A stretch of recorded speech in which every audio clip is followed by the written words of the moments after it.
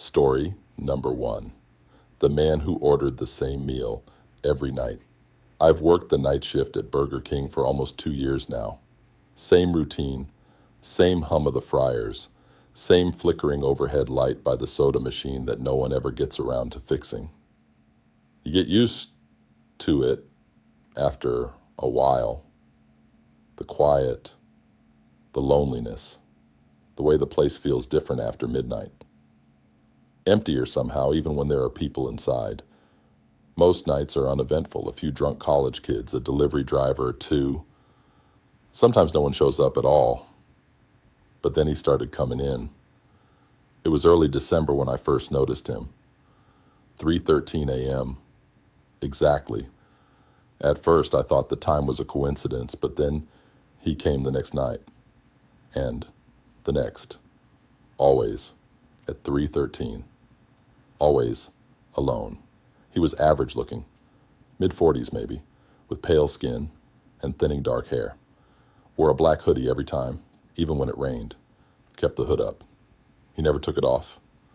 And the only part of him I ever really saw was his face.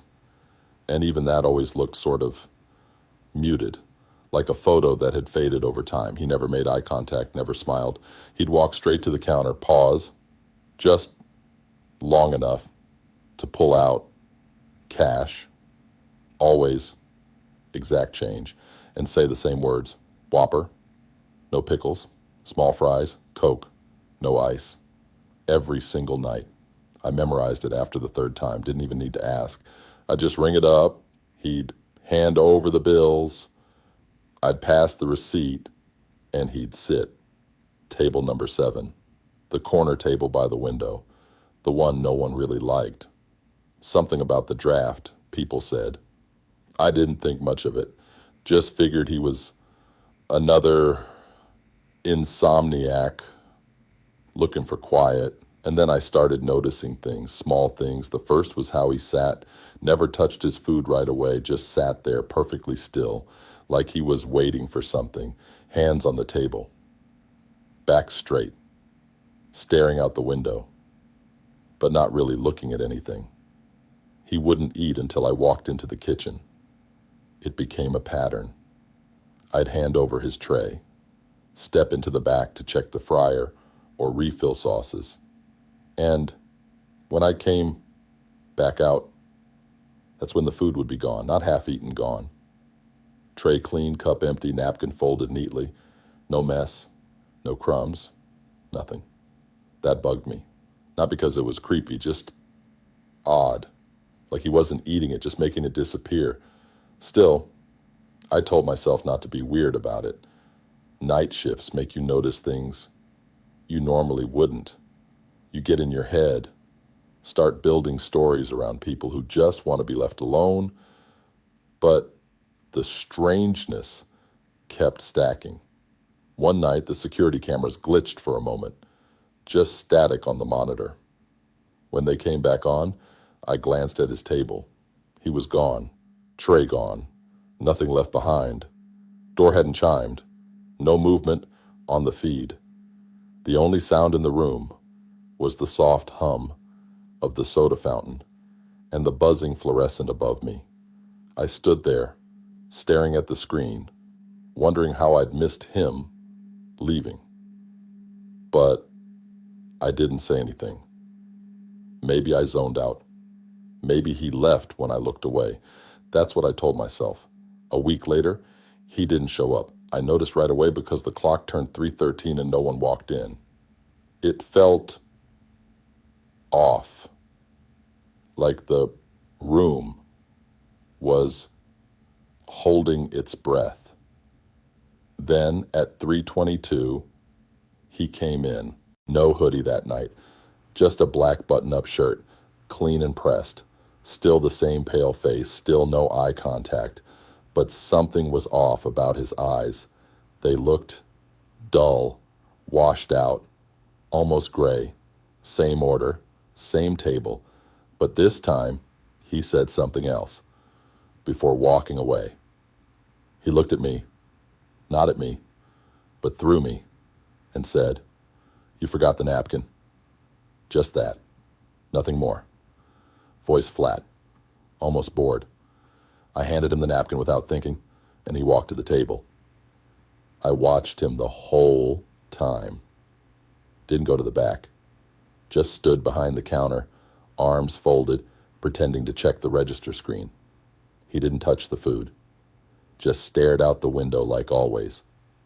Then, after maybe 5 minutes, he stood up, threw away the tray himself, folded the napkin, and left. No sound from the door. I checked the camera footage later. Nothing. No glitch, no static. But he never showed up on the feed at all. Just the tray.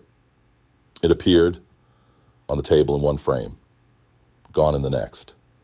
And me, standing at the counter, eyes locked on something that wasn't there. That was the night I started feeling watched. It wasn't constant, just moments. Like when I bent down to mop and felt something shift behind me. Or when I'd lock the front doors and feel the urge to turn around, even though I knew no one was there. I started dreading 313. I even asked the manager about table number 7. He just shrugged and said, "Some old guy died there years ago, heart attack, I think, before your time." He laughed it off. Place was closed for weeks. They did a whole remodel. Didn't fix the draft, though. That was the first time I stayed home. Called in sick. Didn't sleep much, though. I kept checking the time, 3:13 a.m. I stared at the ceiling, waiting to feel normal again. But it didn't come. The next night I went back in, decided I'd face it. Maybe I'd made it all up. Maybe I was just tired. But when he came in that night, something was different. He didn't go to the counter. He walked straight to table number 7 and sat down. No food, no tray, just him, sitting there, waiting. The lights above flickered once. Then again. I stood frozen behind the counter, unsure what to do. Then he raised his head and looked straight at me, eyes black, no whites, no reflection. He smiled, not wide, not exaggerated, just a small, tired smile, like he finally recognized me. Then he pointed at the counter. I looked down. There was a receipt printed out. I hadn't touched the register. It read, "Whopper, no pickles, small fries, Coke, no ice table, number 7, order taken by you." I looked up. He was gone. The seat was empty. No sound, no tray, just silence. I didn't move, not for a long time. The receipt was still in my hand when I left at sunrise. I haven't worked a night shift since. Switched to afternoons. Told my manager I couldn't handle the schedule anymore. But some nights, I still check the cameras from my phone. We have remote access now. And every once in a while, at exactly 3:13 a.m., table number 7 is not empty. I see a figure. Hood up, back straight, staring out the window. Still waiting, still watching. And one time, just once, he looked up at the camera and smiled. I don't check the footage anymore, but I still close my eyes at night and wonder what would have happened if I'd forgotten the napkin again. And more importantly, what if he never really left? Story number 2. You look just like my son. It was a quiet Tuesday night, the kind that drags on slower than the rest. I was behind the counter at Burger King, leaning against the register with my arms folded, watching the clock creep toward 11 p.m. The smell of fries hung in the air. The tile floor had that faint stickiness no amount of mopping could fix. In the background, the soft hum of the soda machine filled the silence between orders. We were short-staffed again. Just me and Carla in the back, prepping for close. The place was mostly empty. Just a guy with headphones in a booth near the window, scrolling on his phone. Then the door chimed. I looked up and saw her. She was probably in her late 60s, short, a little hunched, wearing a faded brown coat with a brooch pinned near the collar. Her hair was gray, tied in a tight bun. She walked slowly, like each step took some thought. She came right up to the counter and looked at me. I smiled, politely. "Hi, welcome, what can I get you?" She didn't answer right away, just stood there staring at me with this odd expression, like she was trying to solve a puzzle she didn't quite understand. Then she said, "You look just like my son."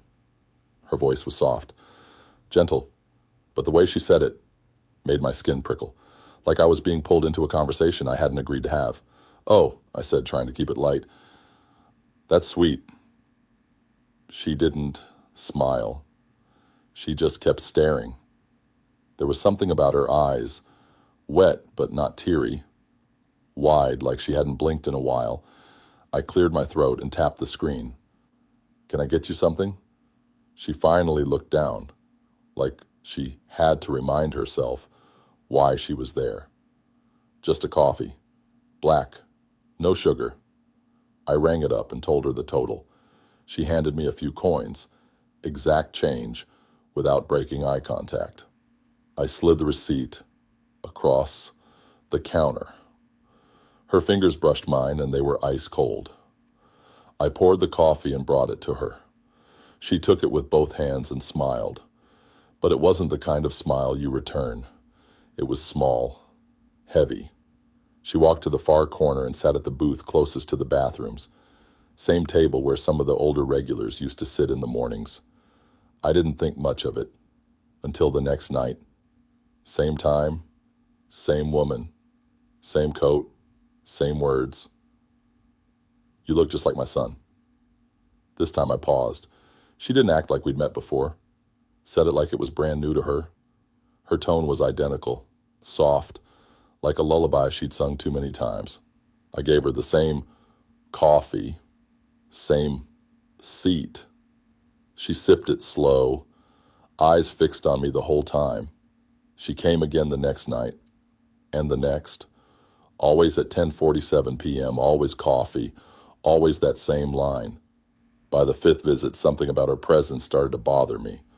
I couldn't explain why. It wasn't anything obvious. She never caused a scene, never raised her voice. She just felt out of sync, like she didn't quite belong in the room. Her movements were slightly delayed, like she was copying from memory. Her eyes always landed on mine, even when she wasn't facing me. Once I ducked behind the counter on purpose, pretending to restock cups, just to see if she'd look away. She didn't. The reflection in the soda machine showed her, still staring. I mentioned it to Carla one night. "Old lady?" she said, poking her head out. "Nah, I haven't seen anyone." "You sure?" That made me pause. "She's here almost every night," I said. Carla shrugged. "Maybe she comes before I clock in." I wanted to believe that, but she always came in at 10:47. Carla usually got in by 10:30.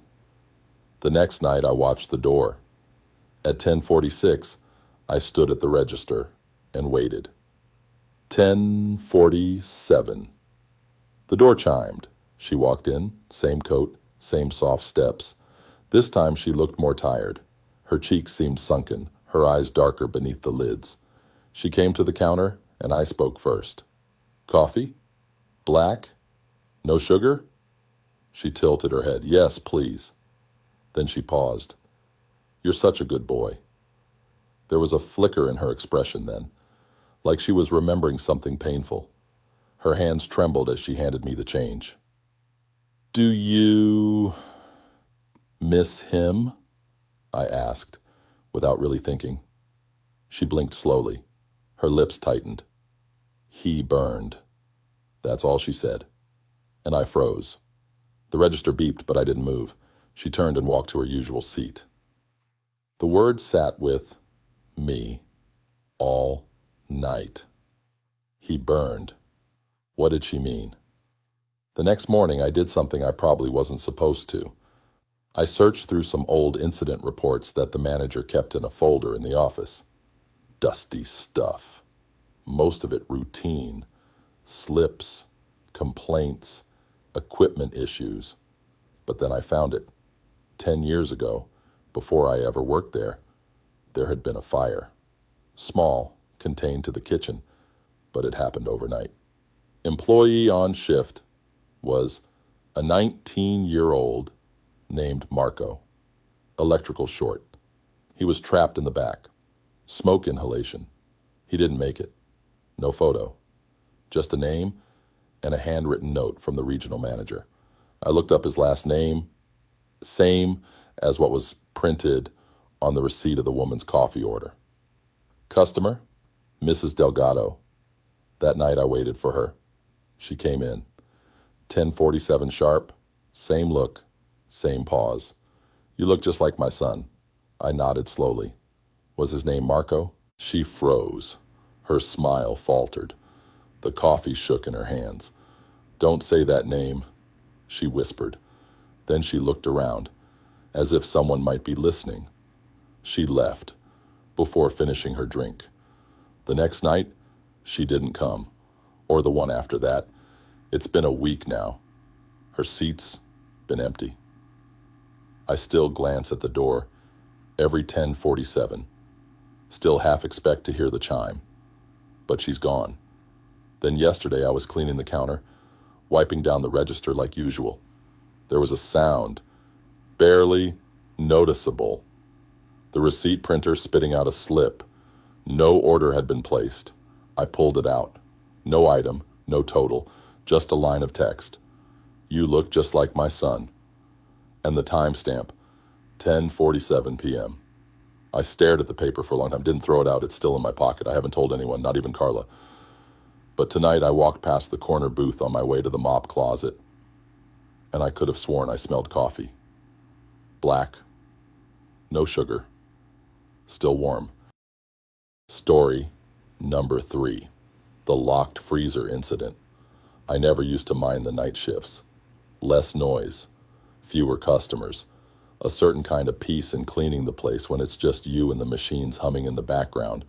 I'd usually close alone, just me, a checklist, and the soft crackle of the overhead speakers playing whatever soft pop the company playlist thought was appropriate for 2 a.m. This happened about 5 months ago. It was one of those nights where everything ran smooth. The dinner rush hadn't been too bad, and by midnight the place was practically empty. The air smelled like fryer oil and bleach. Typical for that hour, lights buzzed overhead. The lobby was spotless. I had about 30 minutes left before I could clock out. I was in the back, restocking the freezer. We're supposed to keep the inventory rotation tight, you know? New boxes at the bottom, old ones on top. It's a pain, especially when your fingers go numb from cold. But I didn't mind. I had earbuds in, one side out so I could still hear the door if it opened. I stepped inside the walk-in and propped the door open with the rubber wedge we always used. That thing had been there forever, cracked and slightly bent, but reliable. It's a big freezer, the kind you could walk laps in if you wanted to. Shelves stacked high with patties, fries, breakfast trays. I started shifting boxes, taking my time. That's when I heard it, a soft, slow creak. I turned around just in time to see the wedge slip. The door closed. It didn't slam or anything, just click shut, gentle, quiet. I dropped the box I was holding and rushed back, pulled the handle. Nothing. Tried again. Still nothing. The lock had engaged. I stood there, hand on the door, staring at it. It wasn't panic at first, just annoyance. The latch wasn't supposed to lock automatically. I figured maybe the wedge gave out, or the hinge was Stiff. Either way, I'd just knock. Carla was out front on register duty. She'd hear me. I knocked once, then again. No response. The freezer light buzzed overhead. It was always a little dim. Flickered sometimes. The air inside was sharp, dry. Every breath felt like pulling in broken glass. I pounded a little louder. Still nothing. Then I remembered. Carla had gone home early. Said she felt sick. Manager approved it. I was alone tonight. Still, no big deal. There's a release latch on the inside. A safety thing. I felt around the door. Cold metal. Smooth edges. But the latch wasn't there. I ran my hand across the panel again. Slower this time. Nothing. No latch. Just a flat, sealed surface. I stared at it for a while, trying to process what I was seeing. The latch had always been there. Required by law. I'd used it before. And now, it just wasn't. I took a step back. The cold started to settle in deeper. My breath was starting to show in the air. Light, fast puffs. I rubbed my hands together and looked around. The walls were lined with shelves, cardboard boxes, plastic bins, no phone, no intercom, just silence. I told myself to stay calm. Maybe I was missing it. Maybe the latch was there, and I was just panicking too much to feel it right. So I turned back, pressed my hands flat against the door, and tried again. Still nothing. The metal was colder now. Frost started to creep along the lower edge of the door. I leaned my forehead against the surface, closed my eyes. Then I heard it. A knock. From the other side. 3 slow knocks. Not loud. Not frantic. Just deliberate. My breath caught. I waited, heart pounding. Then another knock. And this time it was closer. Clearer. I backed away from the door. Hands shaking now. It didn't make sense. No one else was here. Unless someone had come in. I stood still, listening. Nothing. But something felt different now. The air inside the freezer, it wasn't just cold. It was quiet in a new way. Heavy. Like sound itself was being smothered. I whispered, "Hello?" No echo. No bounce. Just dead air. I started pacing, tried shouting, banged on the door with my fists. My voice bounced back flat like it was being absorbed. Then, out of the corner of my eye, I saw movement. Top shelf, right in the far corner. Just a flicker like something shifting between the boxes. I stared. Didn't move. It was probably a rat, or my eyes playing tricks. But I couldn't look away. The shelf was still.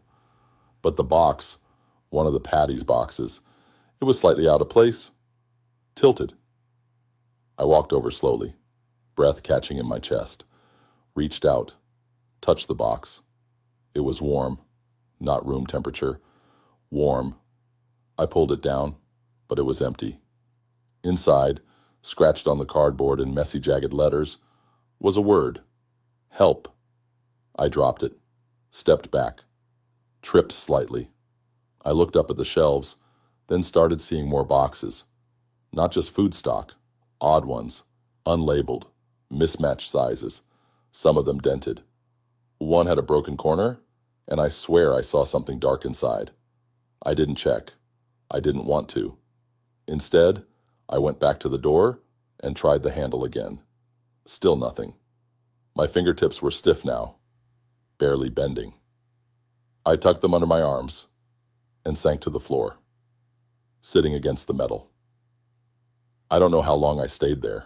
The light flickered again. Once, twice. Then I heard it, breathing, not mine, from inside the freezer, slow, shaky, like someone trying not to cry. I turned around. There was no one, but the sound was real. I could hear the inhale, the slight rasp, the exhale. I whispered, "Who's there?" Nothing. Just a shift in the air, like someone had walked past. I curled in tighter, tried to hold on until morning.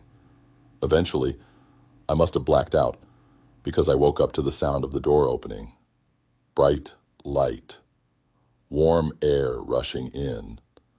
I was half frozen, my uniform damp with condensation, my hands barely working. It was Kevin, the morning shift manager. He looked pale when he saw me. He helped me out, wrapped me in a blanket, called 911. I asked him how he opened the door. He said, "The latch was right there. You weren't using it?" I didn't say anything. Didn't know how. They checked the footage later. Camera above the freezer door showed me walking in. But the door never closed on its own. No one touched it. It just shut, and all through the night, nothing. Just static, where the feed should have been. 8 full hours. The only thing that showed up was a single frame at 3:12 a.m. Just a still image. Me, inside the freezer. And behind me, a figure. Not clear, not detailed. Just the outline of someone standing in the far corner, facing the wall, motionless. They tried to say it was a camera glitch, light distortion. But I know what I felt. I haven't worked a night shift since. Sometimes I still smell the freezer air when I'm alone. Dry, sharp, cold. And sometimes, when I walk past that door during the day, I hear knocking. Just 3. Slow. Deliberate. Like someone's still waiting inside. Story number 4. Graveyard. Whopper. I started working at that Burger King a few months after it opened. Brand new building. Still smelled like paint in the break room. Everything was clean, polished. The tiles sparkled. The fryers worked like clockwork. And the uniforms hadn't been through 100 washes yet. They built it right at the edge of town. Cheap land, I heard. Some company deal. Honestly, I didn't think much of it. I was just glad to have a job. First few weeks went by easy. I worked mostly evenings, sometimes closing. The team was all right, mostly younger kids like me. The manager, Ron, was one of those don't ask too many questions kind of guys. He kept things moving, never said much unless you screwed up. The only thing odd was the lot itself. People kept saying this place used to be something else, not a business, something older. One of the older crew members, Carlos, mentioned a cemetery. Like an actual graveyard? I asked him once, trying to sound casual. He nodded. Yeah, they moved it. At least that's what people say. I didn't push. Didn't want to look like I cared too much, but the thought stuck with me. There was something off about the place. Not in a big dramatic way, just a quiet wrongness. The air around the building always felt dense, like the wind avoided the lot, like time moved just a little slower here. We started getting these weird orders late at night. I worked drive-through mostly, so I noticed it first. The headset would beep, but there'd be no car in the lane. I'd say the usual line, "Welcome to Burger King, may I take your order?" And there'd be silence. Then a voice, software, dry, almost distant. 1 Whopper, extra onions, no lettuce. The first time, I thought it was a prank. Teens playing with Bluetooth speakers or something. I looked out the window. Nothing. No headlights, no engine noise. Still, the order showed up on the screen. Somehow, I hesitated, then sent it through to the kitchen. Carlos gave me a weird look when I handed him the ticket. "No lettuce?" he asked. I shrugged. "Just make it." The order sat in the pickup window for a good 10 minutes before I threw it away. No one ever came. The next night, it happened again. Same time. Around 12:16 a.m., same order, same voice. This time I didn't say anything, just stood there and listened to the static in my headset.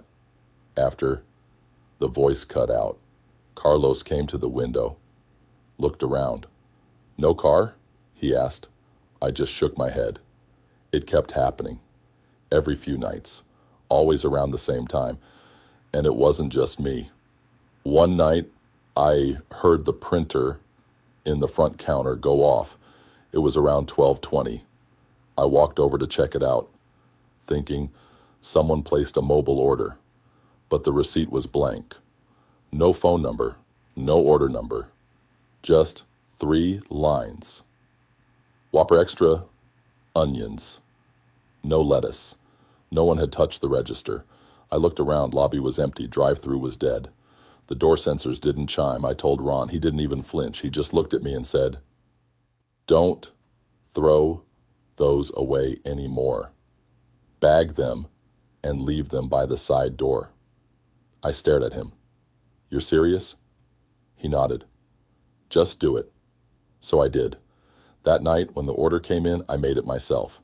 Double wrapped it, no receipt, and took it to the side exit. Set it down right next to the dumpster, just like he said. When I came back 10 minutes later, the bag was gone.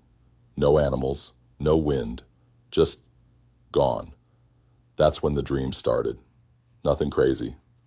Just little flashes, a field, old stone markers, fog rolling low to the ground, and that same voice, whispering words I couldn't make out.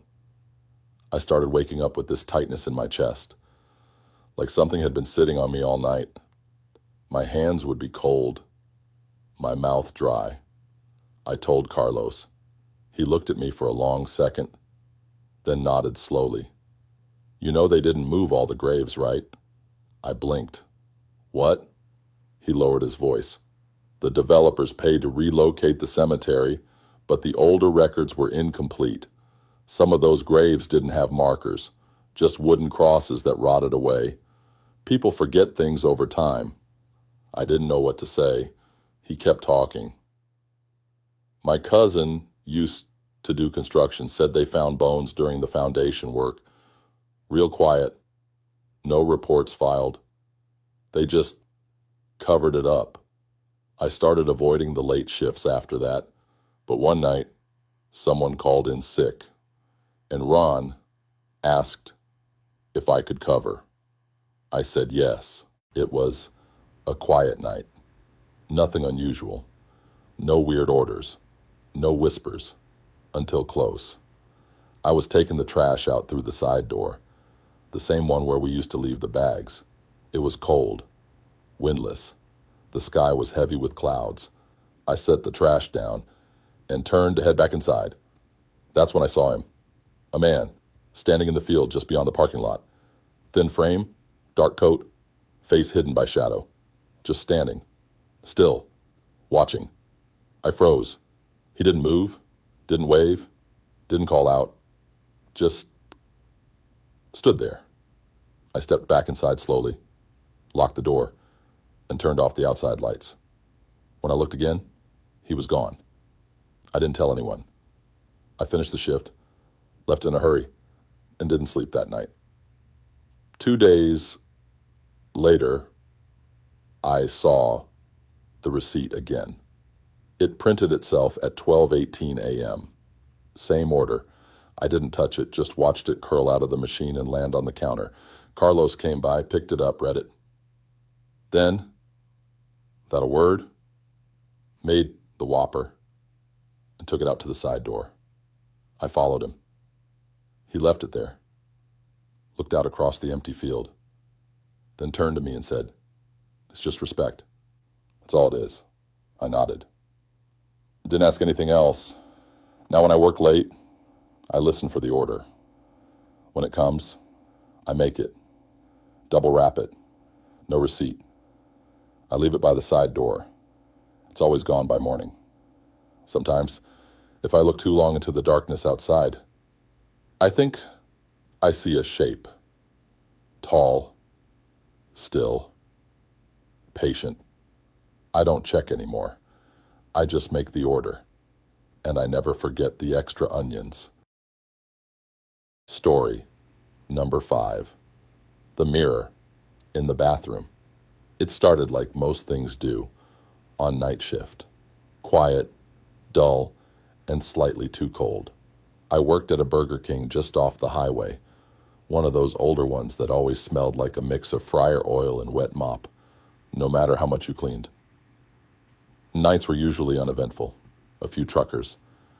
Maybe a guy on his way home from a late shift. Nothing dramatic. I liked it that way. I could clean at my own pace, think my own thoughts, and be done before the sun showed up. I didn't notice the mirror at first, not really. It was in the customer bathroom, across from the lobby. Just your standard, wall-mounted mirror above the sink. Slightly smudged, frame a little chipped. The kind you barely glance at unless you're fixing your hat or washing your hands. I only went in there to clean. Standard end-of-night routine. Wipe the counters, refill the soap, check the stalls. I remember the first night. I felt something strange. I was wiping the mirror, circular strokes like always. The fluorescent lights above buzzed, soft and steady. My reflection moved as I did, but for half a second it didn't feel quite right, like I moved too fast, or the reflection moved too slow, just a beat off. It was so small I figured I was tired. I'd been doing double shifts all week, and my eyes were dry from the cleaning solution, so I shook it off and went back to work. But the next time I cleaned the bathroom, it happened again. I leaned in to wipe a smudge near the top left corner, and as I moved the cloth, I swear my reflection hesitated. Not the whole body, just the eyes. Mine blinked. The reflection didn't. It was subtle, easy to miss, but it made me stop. I stood still, looked into my own eyes, waited. Then I blinked again, on purpose. The reflection blinked too, at the exact same time. Still, I couldn't shake that weird feeling, like something had just been off enough to notice, like walking into a room and forgetting why you're there. After that, I avoided looking in the mirror when I cleaned, just wiped it quickly and moved on. No lingering glances. But one night, maybe 2 weeks later, I got careless. I went in to refill the soap, half asleep, and caught my reflection out of the corner of my eye. It wasn't what I expected. I looked wrong. Not scary, just not me. My expression was blank, mouth slightly open, eyes glassy. But the part that got me, the part that really stayed with me, was the way my reflection's head tilted, just slightly, like it was studying me. And I hadn't moved. I froze, didn't blink, didn't breathe. My chest felt tight. Then just like that, it was normal again. My reflection matched me, staring back, eyes wide, breathing heavy. I left the bathroom without finishing the rest. Didn't even refill the toilet paper. I tried to talk myself out of it. Maybe I was tired. Maybe it was the lighting. The mirror was old after all. Maybe it had a slight lag in the way it bounced light. That's a thing, right? But then weird little things started happening around that mirror. One night I found the soap dispenser open, not broken, just hanging there like someone had been about to refill it and got distracted. But I was the only one on shift that night. No one else had been in the bathroom. Another time, I heard the water running inside when I walked past. I opened the door and the faucet was on, full blast, steam rising even though the hot water at night was always weak. I turned it off. The air smelled faintly metallic. Still, I didn't say anything. Who would believe me? I even tried to laugh about it once with Carla, the morning opener. Told you that mirror in the bathroom has a weird vibe, I joked, trying to sound casual. She didn't laugh. She just looked at me and said, "Wait, Which mirror? I blinked. The only one, above the sink. She frowned. There's no mirror in that bathroom. I stared at her. What? She nodded slowly. They removed it before the remodel. It shattered. Some kid broke it months ago. Management never replaced it. I didn't know what to say. That night, I brought a flashlight and checked the bathroom again. There it was, clear as day, mounted above the sink, my reflection staring back. I even touched the glass. Cold, solid, real. I didn't go back in after that. Started skipping the bathroom on my closing checklist.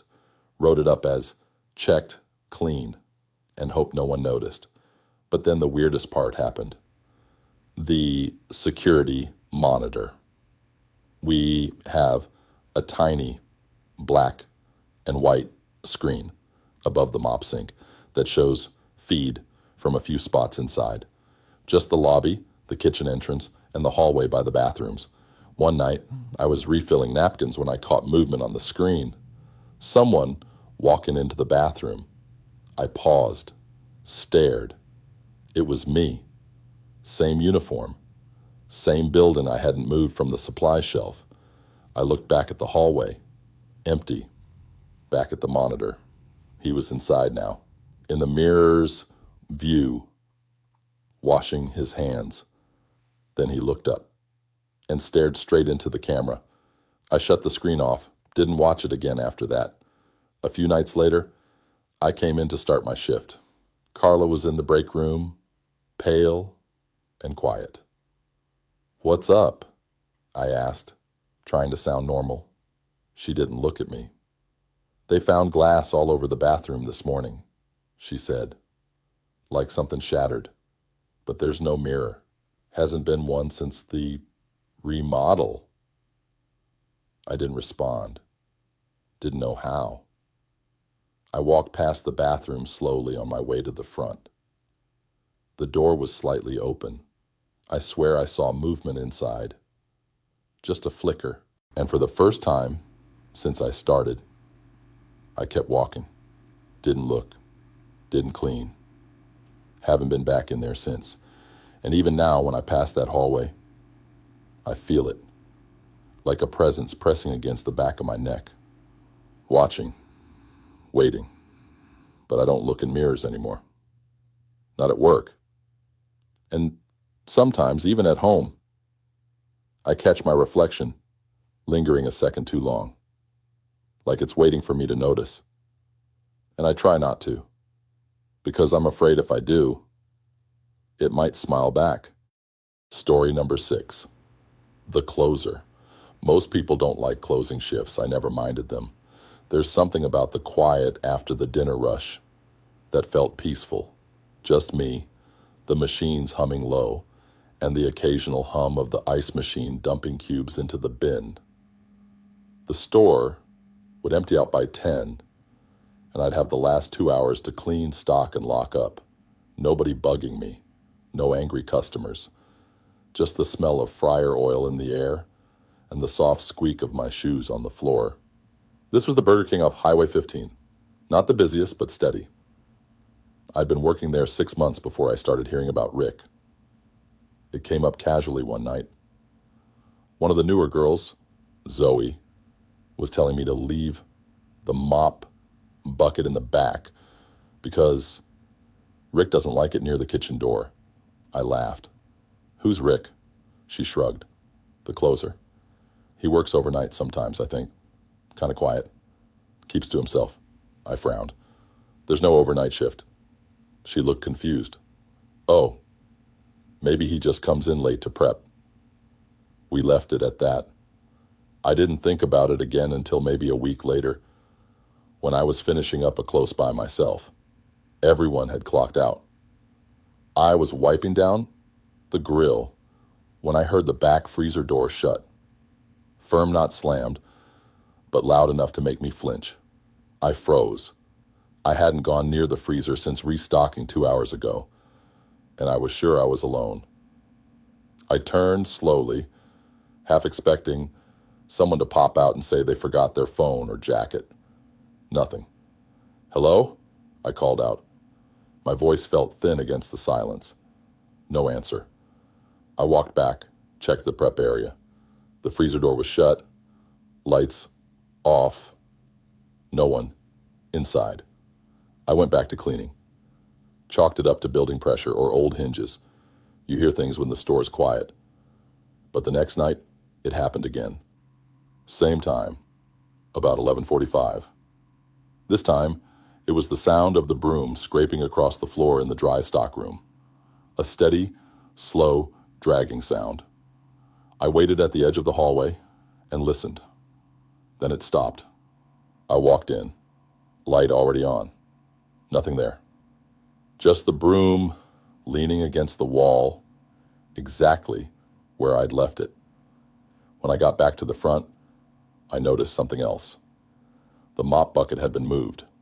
Not far, just from the corner of the kitchen to next to the office door, neatly placed. No trail of water. I didn't say anything to anyone, but the next day, I asked Zoe what she meant about Rick. She looked up from her register and said, "He's just always around. Like he's the one who trains closers sometimes, right?" I shook my head. No one named Rick works here. I checked the schedule.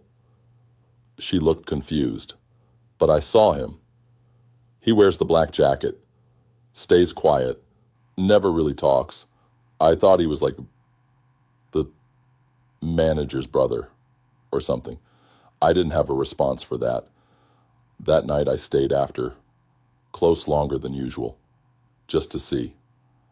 I shut everything down, locked the front doors, killed the lobby lights, but I left one camera, feed, running on the monitor, in the back, just the kitchen, facing the fryers. I sat at the break table, lights off, just watching. Around 12:07 a.m., something flickered on the screen. Movement, not fast, not jerky, just someone walking through the kitchen, wearing a dark jacket. They walked across the frame, paused near the sink, then turned and looked straight into the camera. No face, just shadow where the features should be. I stood up slowly, heart pounding in my throat. When I looked through the kitchen window toward the prep area, no one was there. The screen showed nothing now, just an empty kitchen. I packed up, turned off the feed, and left in a rush. Didn't look back. But the next time I closed, I felt it again. Not noise this time, just presence, like someone was standing just out of sight. Every time I bent down to pick up something, I felt eyes on the back of my neck. Once, I turned quickly and saw the reflection of someone standing behind me in the steel fryer door. But when I spun around, the room was empty. The reflection was gone. I started cutting my closest short, cleaning faster, skipping non-essentials just to get out sooner. The manager noticed and pulled me aside. "You've been leaving the mop area. Mess," he said, holding up a checklist. I didn't respond. Then he said, "Rick mentioned it too." I stared at him. "What?" He blinked. "You know Rick. Said he saw the bucket in the wrong spot." I swallowed. "There's no Rick here." He frowned. "Of course there is. He's been with the company forever. Doesn't work much these days, but sometimes helps out." I opened my mouth, closed it again. I'd never seen him, never heard him talk, but things kept changing during my shifts. Condiment trays refilled without me doing it. Floor signs moved. One night, I found a note scribbled on a napkin by the register. "Close right next time." No one had been in since 10. That was the last night I ever saw the camera feed. I turned it on one last time after lockup. Same kitchen view. Same silence. At 12:09, Rick appeared again, walked past the fryer, stopped, turned toward the screen, and this time, he waved. Just once. A small, slow wave. Then he walked out of frame. I turned off the feed, unplugged the monitor. Since then, I don't do closes anymore. I requested morning shifts, got them, but every now and then, I check the mop bucket before I leave for the day, and sometimes it's not where I left it. If you enjoyed this story, don't forget to like the video and subscribe to the channel for more real-life inspired horror tales. Make sure to check out the other videos appearing on your screen. You won't want to miss them. And if you've ever experienced something strange or unsettling, share your horror story in the comments below. We're listening. Thanks for watching, and stay safe out there.